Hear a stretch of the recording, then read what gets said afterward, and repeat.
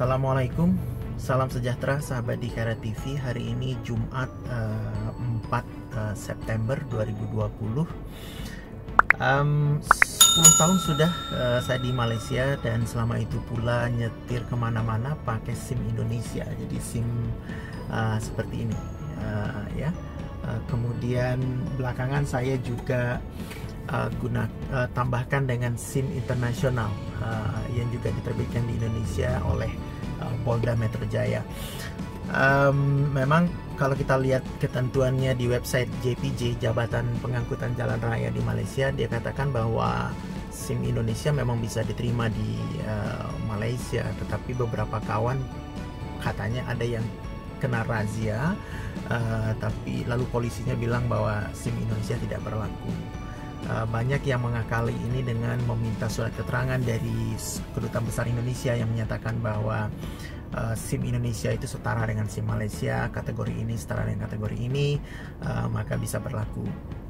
Nah, problemnya adalah SIM Indonesia ini punya tenggat waktu masa berlaku, dan kebetulan SIM saya habis masa berlakunya 25 Juli yang lalu. Jadi sudah lebih dari sebulan saya nyetir tanpa SIM yang valid, yang sah.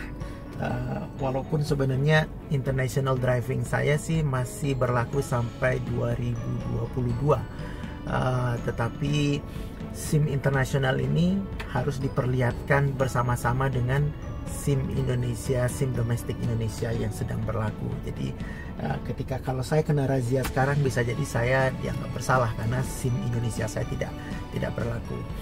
Nah, untuk pulang ke Indonesia bikin SIM baru untuk saat ini tentu tidak mungkin, karena untuk masuk lagi ke Malaysia susah, harus karantina 14 hari wajib dan mahal. Bahkan nanti selepas 7 September 2020 sama sekali tidak boleh masuk Indonesia, masuk Malaysia maksud saya. Jadi kalau saya, walaupun saya adalah pemegang pas jangka panjang Malaysia, employment pass, kalau saya keluar keluar Malaysia hari ini, kemudian kembali ke Malaysia setelah 7 September, maka pasti saya akan ditolak, dideportasi, disuruh kembali ke Indonesia. Jadi begitu. Nah, bagaimana caranya saya bisa mendapatkan SIM valid di situasi saat ini? Maka mau tidak mau saya harus mencoba mendapatkan SIM Malaysia. Ada dua cara, yaitu mengkonversi SIM Indonesia ke Malaysia atau membuat SIM baru. Nah, mengkonversi SIM Indonesia ke Malaysia itu ternyata hanya untuk beberapa negara saja, dan sayang sekali Indonesia tidak termasuk, gitu ya. Jadi tidak ada konversi otomatis dari SIM Indonesia ke SIM Malaysia. Dulu sebelum di Malaysia, ketika saya masih di Bahrain waktu itu bisa langsung melakukan konversi otomatis dari SIM Indonesia ke SIM Bahrain. Jadi kita tinggal datang ke semacam DLLAJ Bahrain, kurang dari setengah jam SIM Bahrain kita jadi, hanya dengan menunjukkan kita punya SIM Indonesia. Nah, jadi bisa sih dapat konversi, tapi tidak otomatis. Jadi kita harus mengajukan permohonan ke kantor pusat JPJ di Putrajaya. Dan saya sudah pernah coba itu sekitar 9-10 tahun yang lalu, dan saya fail. Ada beberapa kawan yang berhasil, tapi kemungkinan berhasilnya kecil daripada gagalnya. Jadi akhirnya dengan situasi seperti ini saya sudah memutuskan, oke lah kalau begitu kita bikin SIM Malaysia baru dan ikut segala aturan, mungkin harus ikut pelatihan, tes dan sebagainya. Nah, pagi ini saya akan menuju ke sebuah driving school atau sekolah mengemudi yang bisa membantu saya untuk mendapatkan SIM Malaysia. Oke, check it out. Sampai jumpa nanti.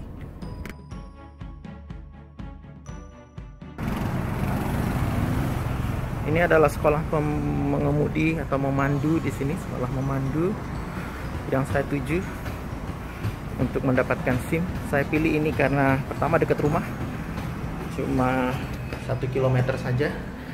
Kemudian review netizen cukup bagus, dan juga kita juga udah punya pengalaman. Anak sulung saya Dava ngambil SIM untuk pertama kali juga menggunakan layanan sekolah memandu ini. Jadi saya juga akan melakukan hal yang sama.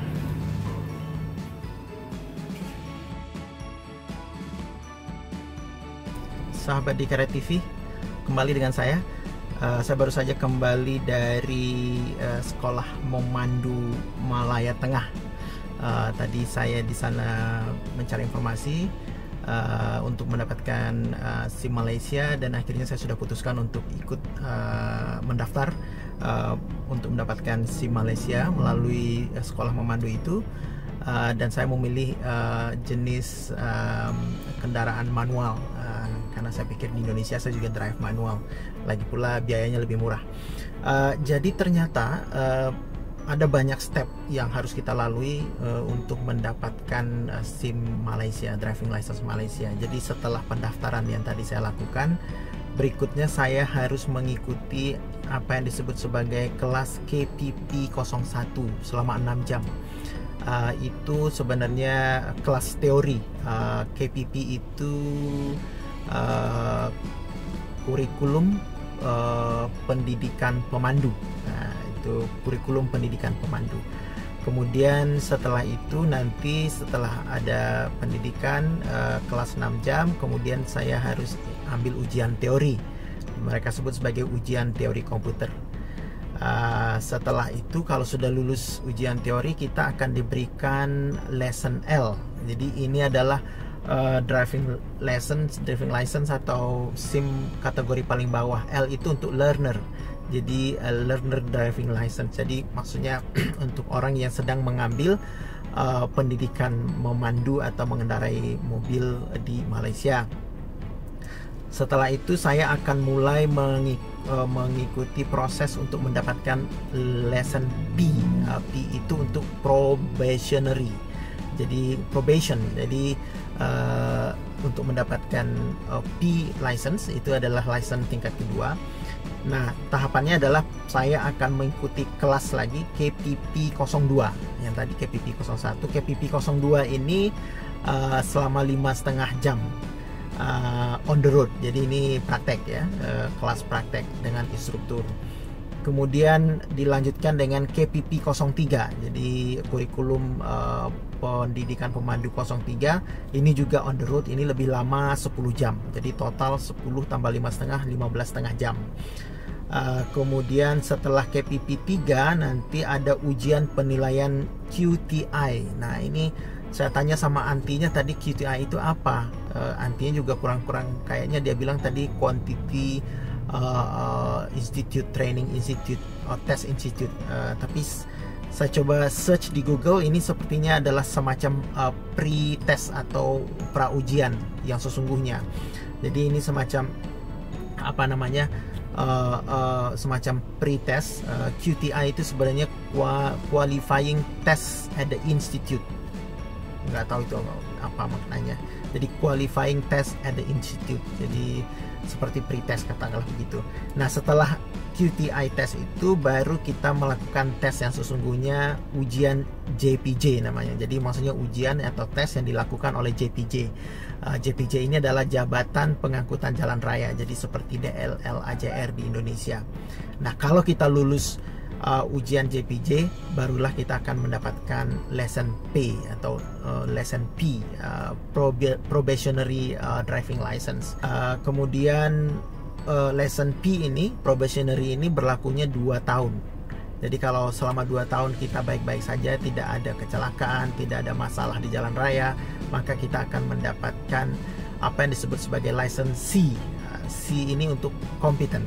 Jadi competent driving license. Jadi orang sudah dianggap kompeten untuk bisa drive kendaraan di jalan raya di Malaysia. Oke, jadi itu saja informasi untuk hari ini. Mudah-mudahan bermanfaat bagi Anda yang warga negara asing atau warga negara Indonesia yang sedang berada di Malaysia dan berencana untuk mengambil driving license Malaysia. Itu tadi step-stepnya. Biayanya total 1.700 untuk manual K, untuk automatic K 1.800 ringgit. Tadi saya diminta bayar 600 dulu. Nanti kalau sudah dapat L license diminta untuk melunaskan. Oke, itu saja sahabat di Khairat TV, semoga bermanfaat. Stay safe, stay healthy. Wassalamualaikum warahmatullahi wabarakatuh.